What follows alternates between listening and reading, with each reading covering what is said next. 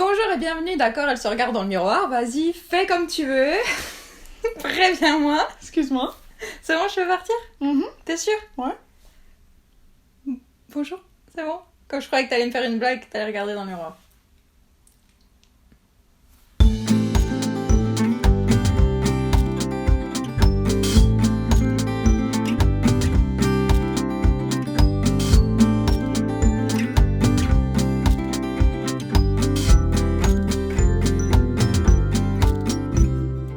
Bienvenue sur Let's Talk.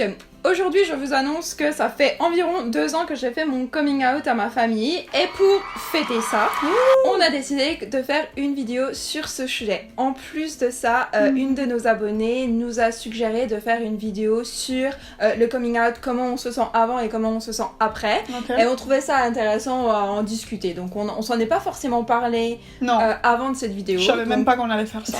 Donc on va voir un petit peu ce que ça va donner. On m'a juste dit, viens ici, assis-toi sur le divan. Tu vas être à côté d'une baie et puis tu vas passer du bon temps.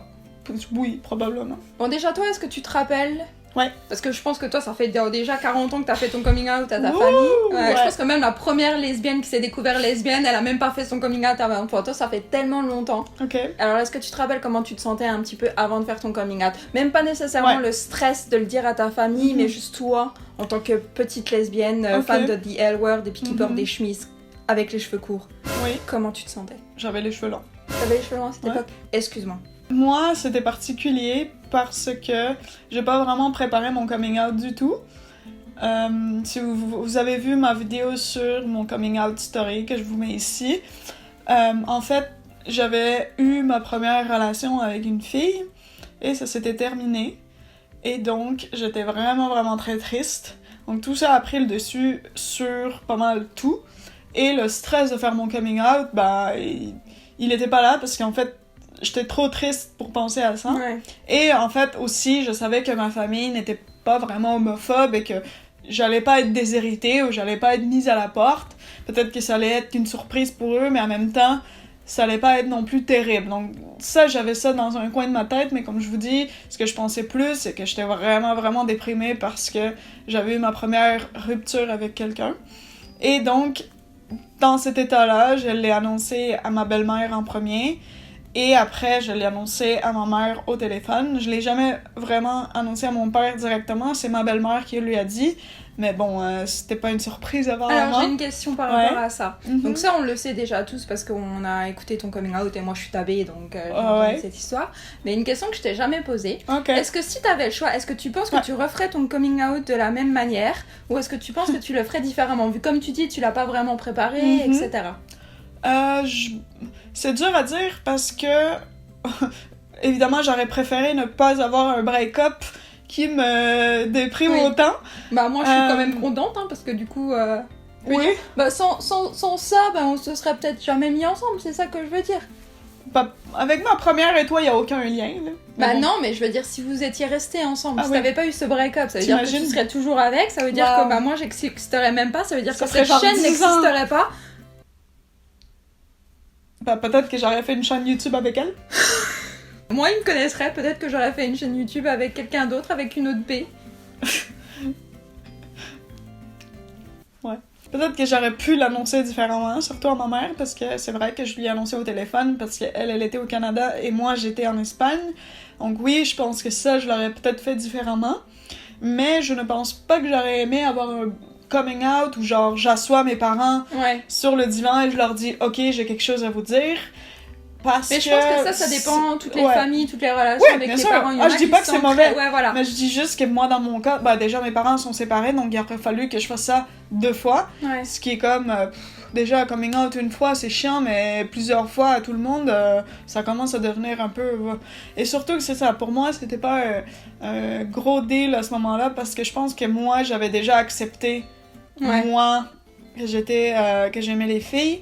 Donc si j'avais eu à faire ça peut-être à 16 ans ou à 17 où j'étais pas encore sûre, c'était très différent qu'à 19 où j'avais eu déjà ma première relation, j'étais pas mal sûre que j'aimais les filles puis que j'aimais pas les garçons. Si j'avais eu à changer quelque chose, j'aurais changé comme moi je l'ai dit à ma mère. Mais ça s'est fait comme ça et je le regrette pas vraiment. Et toi? Toi, tu l'as préparé pendant des années. Non, non, justement. Bon voilà, justement, attends, c'est pour ça que je me moque autant de Carla, parce que... Non, mais c'est parce que moi, je sais que...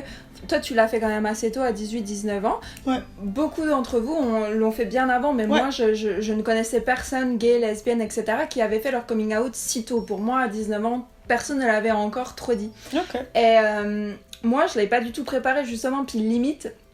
Vu qu'avant, justement, je considérais pas comme la bisexualité comme quelque chose de sérieux, je m'étais toujours dit, mais c'est aussi, je l'explique dans une vidéo, je m'étais toujours dit que ça servait à rien de faire mon coming out, vu que peut-être qu'il y a un pourcentage de chance que je finisse avec un garçon.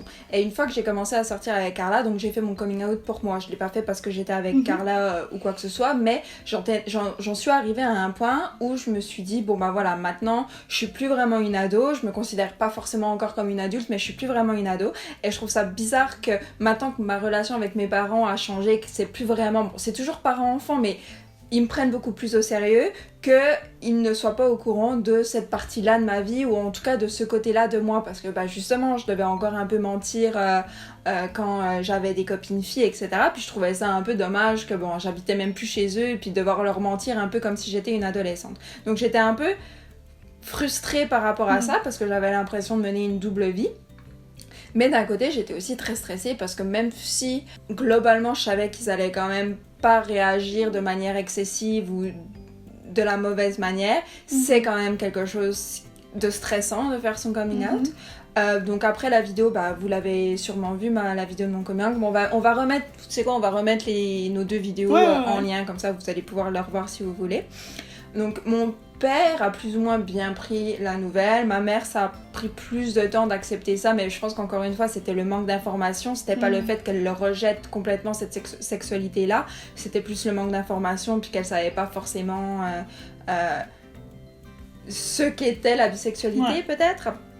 Mais là maintenant ils le prennent bien, tous mes potes le savent, tous mes potes savent que je suis en relation avec Carla, et là maintenant comment je me sens après donc 2 ans, en fait avant que tu aies fait ton coming out, je pense que tu t'intéresses beaucoup plus à l'opinion des gens, parce qu'il n'y a que toi qui te sens à l'aise avec ta sexualité et tu sais pas encore si les autres sont ok avec ça. Puis en fait, plus tu fais ton coming out, plus tu te rends compte que en fait, voilà, si mes potes sont d'accord avec ça, donc en gros tu te sens de plus en plus soutenu. Donc là maintenant par exemple, mon père le sait, ma mère le sait, mes grands-mères le savent, mes potes le savent. Si quelqu'un dans ma famille, je sais pas, une tante ou quoi, commençait vraiment à dire des choses super méchantes des gays ou de la communauté, je sais que moi, je m'en fous complètement parce que je sais que ma mère est avec moi, mes amis sont avec moi, donc en gros, limite, je suis tellement sûre de moi, puis je suis tellement sûre...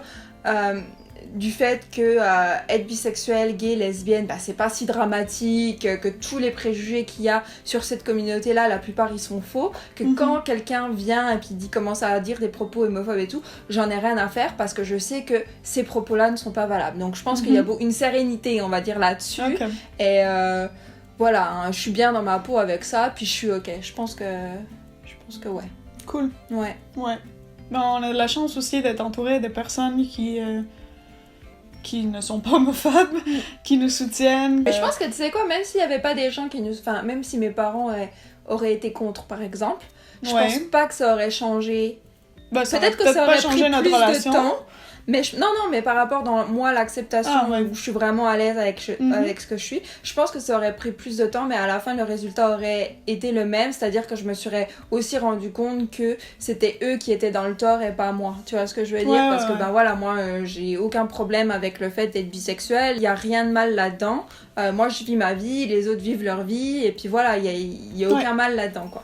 Donc je pense que ça aurait peut-être pris plus de temps, mais le résultat en tout cas en ce qui me concerne aurait été le même, c'est que j'aurais été bien dans ma peau et tout, puis que si mes parents auraient fait des remarques ou quoi, je pense pas que ça m'aurait touchée. Voilà, et pour ce qui est de refaire le coming out de la façon dont je l'ai fait, je pense, moi je suis à l'aise avec les messages, puis je trouve que voilà, quand t'oses pas trop parler en face, je trouve que les coups de fil ou écrire sur des lettres ou écrire des messages, je trouve que c'est la bonne façon pour justement faire passer ce que tu veux vraiment, parce que je trouve que quand on le fait en face, des fois le stress fait que tu oublies certaines choses, etc.